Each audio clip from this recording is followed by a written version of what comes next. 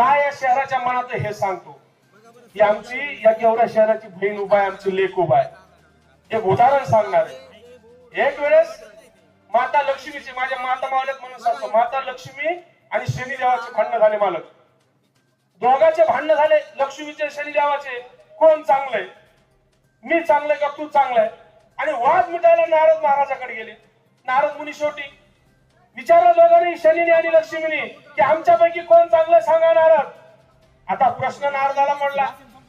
शनीला चांगलं म्हणावं तो कोप व्हायचा लक्ष्मीचा, लक्ष्मी मातेला चांगलं व्हायचं तर शनी कोपायचा. पण नारद हुशार.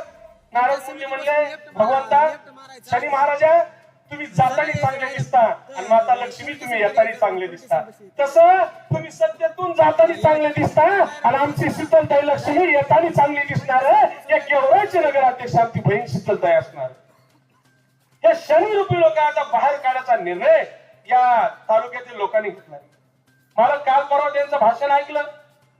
त्या मला वाटतं संघमित्र नगरकडे होतं आणि तिथं सांगितलं की म्हणले आपल्या तालुक्यात एजाज ड्रायफ्रूट वाले तेजाज भाई आणि एजाज ड्रायफ्रूट वाले एवढे मोठे की त्यांची चिंच बाहेरच्या देशात जाते.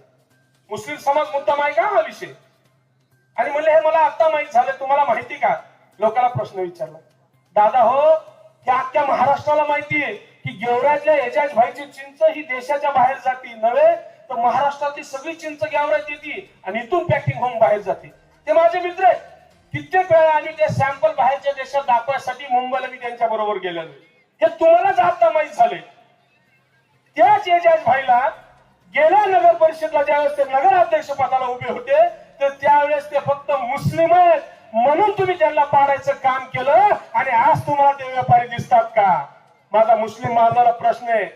ज्या लोकांनी एजाज भाईला फक्त मुस्लिम आहे म्हणून पाडायचं काम केलं त्यांना तुम्ही मत देणार का? हा प्रश्न आहे तुम्हाला. खरं खरं सांगा सगळ्या म्हणजे सीना ताण के बोला ना. खरं सांगा, यांना मत देणार का तुम्ही?